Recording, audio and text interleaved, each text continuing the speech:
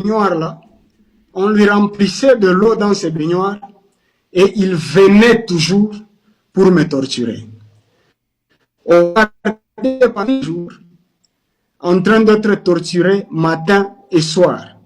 Et aujourd'hui, je ne me suis même pas encore remis comme il le faut. Pendant qu'il faisait ça, c'est-à-dire on me préparait psychologiquement à céder à ce qui devrait venir après. C'est comme ça que je vais me retrouver 6 jours après, ils sont venus me chercher. On me fait descendre. Quand je descends, je trouve dans la salle d'interrogatoire, il y avait une commission à établir, une commission composée. On m'a dit, voilà, ici, il y a les membres du Conseil national de sécurité, CNS. Il y avait aussi, je ne sais pas, les gens de la maison militaire, des MIAP, ANR, bon, tous les services étaient là. DGM.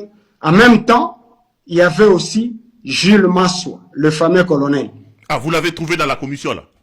Je le trouve maintenant dans la salle. Dans sa vraie peau, de Jules Massoua. Dans sa vraie peau. Et il était même en tenue ce jour-là, avec un béret de couleur rouge.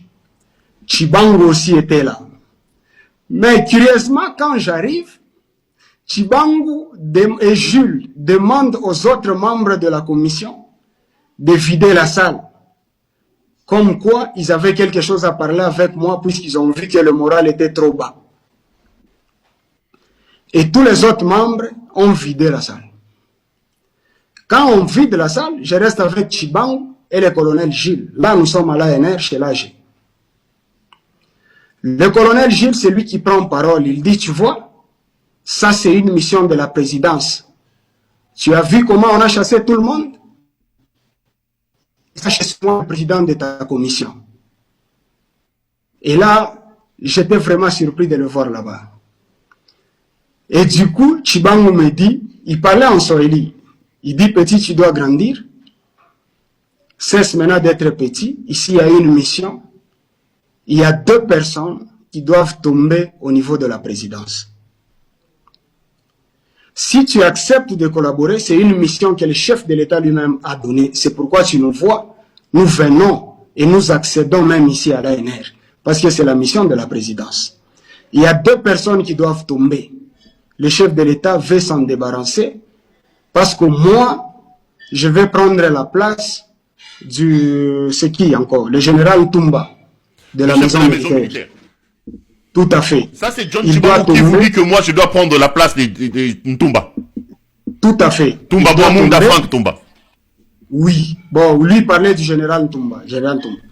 Alors, il y a lui et celui du CNS en la personne de François Béat qui doivent tomber. Et donc, toi, avec le général, vous avez un rôle à jouer. Nous allons faire une mise en bouche et vous allez témoigner contre eux. Voici ce que vous allez dire. Vous allez dire que pendant votre séjour en Zambie, vous étiez avec le général Numbi. Et que le général Numbi recevait les ordres de l'ancien président Kabila, qu'il transmettait à son tour à François Béat, ainsi que au général Tumba de la maison militaire, pour renverser le régime de Kinshasa. Ça, c'est John Numbi. Ça, c'est John Chibangu qui vous dit ça. C'est John Chibangu. Ils sont à 2 avec Jules Massoua. Et ça, c'était une tâche très difficile pour moi. Comme je l'avais dit encore dans l'autre vidéo, que d'abord, je viens d'une famille chrétienne. On ne m'a jamais appris à témoigner faussement, surtout contre des gens que je ne connais pas. Ça, c'est la première des choses. La deuxième des choses, ma formation de juriste ne me permettait pas aussi de jouer à ces jeux. Parce que je connais en droit les conséquences d'un faux témoignage. Ça, c'était aussi la chose qui m'avait motivé. Alors, je le dis, mais moi, en tout cas, il me sera difficile parce que le général Tumba dont vous parlez, je ne le connais même pas de vue. Même si on l'a mené ici aujourd'hui, je ne le connais pas. Alors, il me sera difficile de parler de quelqu'un que je ne connais pas. Le François Béat, c'est un grand nom dans ce pays.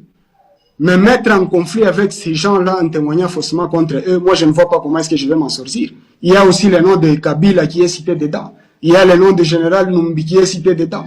Et moi, là, entrer dans un conflit pareil, je ne vois pas comment est-ce que je je vais m'en sortir plus tard.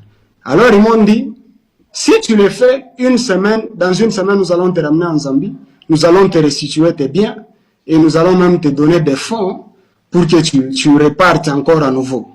Mais si tu refuses, nous allons arrêter toute ta famille avec brutalité. Si tu refuses de le faire. Donc, alors tu as le choix. Là, c'est la première fois qu'ils vous disent ce pourquoi vous avez été enlevé. Il faut que vous témoigniez faussement contre Franck Ntumba. Il faut que vous témoigniez faussement contre comment il s'appelle, François Béat, qui était à ce moment-là conseiller spécial du président de la République, soit disant qu'ils étaient en train de préparer un coup d'État contre Tshisekedi. Tout à fait. Là, nous sommes au 7e jour de votre détention à l'ANR, c'est ça? Tout à fait. Donc, 6 jours après notre arrivée, c'est le 7e jour où on est en train de me poser ce genre de questions. Là, vous êtes seul. Vous n'avez pas vu le général Mounongo jusque-là? Non, là, je suis seul. Ok. Alors, à partir de ce moment-là, ils ont fait revenir les autres membres de la commission. Mais curieusement, c'est Jules Massoua qui en est le président de cette commission. Et que pour que quelqu'un prenne la parole, c'est Jules Massoua, en fait, qui distribue la parole. Mais c'est lui-même le président de la commission.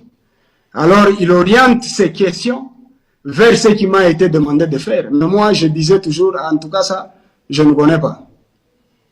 Là, on commence à vous poser des questions comme si c'était un exercice pour que vous vous mettiez dans le bain, quoi. Non, en fait, on pose maintenant des questions, c'est l'audition proprement. Donc, on vous pose la question, quoi. Vous connaissez John Numbi, vous connaissez le général...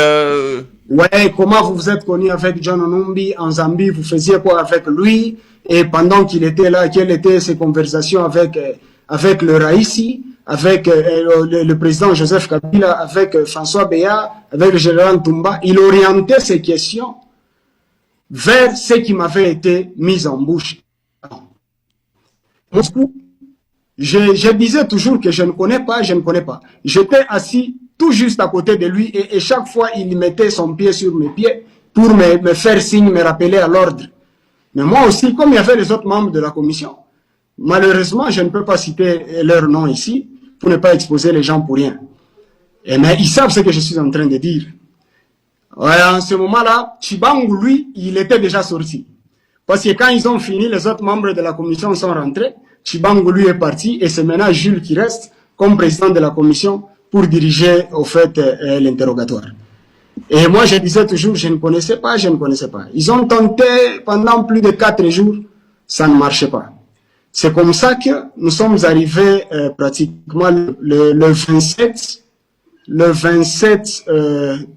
janvier 2022, c'était pratiquement vers 19h, on vient me faire descendre dans la salle d'interrogatoire. Là, on me montre juste la photo de mon frère qui est arrêté à Lubumbashi. Il est menotté dans le bureau de l'auditeur supérieur de l'époque à Lubumbashi. Il s'appelle petit frère. Mon petit frère propre, celui qui vient après moi, Dani Mouteb. Et l'auditeur supérieur de l'époque s'appelait Lita Gore, qui était à l'auditorat supérieur de Lubumbashi. C'est lui qui a arrêté mon jeune frère. Ils ont même pris des photos.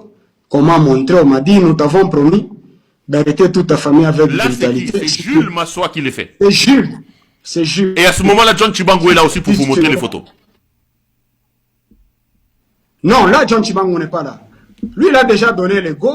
Au fait, maintenant, c'est Jules qui continue à jouer le rôle de torture. Au fait, maintenant, on passe de la torture physique. Comme la torture physique n'a pas marché, on va maintenant à l'étape de la torture morale. Il pense qu'en inquiétant ma famille, je vais alors céder. J'ouvre une parenthèse puisque vous parlez de votre jeune frère. À un moment donné, les réseaux sociaux en avaient parlé. Je crois que c'est votre maman ou quelque chose, quelqu'un comme ça qui est passé. C'est ma maman, ma défunte mère, qui est justement décédée à cause de tout cela. Paix à son âme. Je me rappelle que l'histoire était liée à un pasteur. On disait que le pasteur a trahi son mondimi. C'était ça? Bon, en fait, ça c'est d'après ce qui était raconté. Parce que d'après les informations à ma connaissance, c'est comment on m'a rapporté après, ils avaient arrêté le pasteur. C'est l'église où nous on priait. Quand ils ont arrêté le pasteur, je crois il a fait 3 ou 4 jours au niveau de l'église. L'église s'appelait comment d'ailleurs? L'église s'appelait MRC, Ministère Règne de Christ. Et le pasteur qui a été arrêté? Parce que cette histoire a quand même fait parler les réseaux sociaux à son temps, hein? Bon, tout à fait. Le pasteur qui était arrêté s'appelle le pasteur Abel Komba. Abel Komba. Il Voilà. a été arrêté pendant 4 jours, d'après ce qui m'avait été rapporté après, à l'auditorat. Et quand il est arrêté par l'auditeur, nous étant fidèles de cette église, on l'a contraint. Aussi, ce n'était pas facile pour lui qui était torturé à faire venir mon jeune frère. Alors que mon jeune frère était à Colosie. Le pasteur qu'on a accusé dans les réseaux sociaux d'avoir trahi votre jeune frère, lui aussi l'a fait sur contrainte. C'était pas de sa volonté, on l'a contraint. Non, non, non, non, non, non, non, non. J'aimerais être clair avec ça. C'était pas de sa volonté. Pero, c'était pas tout le monde qui peut supporter la torture. Ça, il faut le savoir. Même moi, à un certain moment, je me demandais d'où venait toute cette force pour résister à tout ce que j'ai vécu, en fait. Je pense que c'est une grâce. Il était sous torture parce qu'il a été aussi arrêté pendant 3 ou 4 jours. Et on lui a contraint de faire venir mon frère qui travaillait à Colosie. Il n'avait pas de choix que de faire venir mon frère parce que, en continuant à refuser, il serait aussi pris pour complice. Ça, il ne faudrait pas l'oublier. Donc, les pasteurs tels qu'on l'a vilipendé, parce que moi, je me rappelle qu'à un moment donné, cette affaire avait fait parler les réseaux sociaux. On a dit que les pasteurs étaient de l'ANR, qu'on utilisait le nom du pasteur pour Narukanga Bandi Minaye. Donc, vous, aujourd'hui, vous disculpez les pasteurs. Les pasteurs n'étaient pas complices dans cette affaire. Tout à fait. En tout cas, je refuse d'être complice du mal ou de porter encore un faux témoignage. Ça, en tout cas, je ne peux pas me mêler à ça. Il était aussi contraint, il était torturé, il a été arrêté. Et du coup, le fait pour lui de continuer à résister, ça pouvait faire de lui un complice d'une certaine manière. Il a été obligé de faire venir mon frère. C'est seulement quand mon frère est arrivé... En lui rapportant qu'il a eu une prophétie, que Dieu l'a convoqué, etc., etc. Bon, ça, moi, je me rappelle bien de cette histoire-là. Vous étiez en prison, mais moi, comme j'avais porté votre combat, votre histoire, j'avais quand même suivi ça. Ça, je me rappelle. Tout à fait. Alors ça, en tout cas, on m'a pas rapporté tout ça. Ce que je vous dis, c'est ce qui m'avait été rapporté, même par ma défunte mère. Et ensuite, quand mon frère arrive, c'est là qu'on va libérer le pasteur. On libère le pasteur, on garde mon frère. C'était le 20, je crois, entre le 27 ou le 28, si j'ai bonne mémoire. On me montre la photo de mon frère menotté et on me dit qu'on arrêterait toute la famille avec brutalité si je ne coopérais pas. En ce moment-là, en tout cas, j'étais vraiment irrité et j'ai directement dit ceci. Je leur ai dit, comme vous venez de faire ça, n'attendez plus rien de moi. Arrêtez tout le monde. À nos spectateurs, le fameux frère, hein, c'est les jeunes hommes ici que vous voyez. Là il est malade, mais menotté. À ce moment ici, il est en état d'arrestation. Hein. Quand on dit que ce régime, c'est un régime dictatorial, c'est un régime de tyran, vous voyez quelqu'un en état de soins, mais il est menotté. Est-ce que ça, c'est pas la torture? On va revenir sur cette photo pour effectivement montrer que... Les gens pensent peut-être que c'est un Regardez le bras,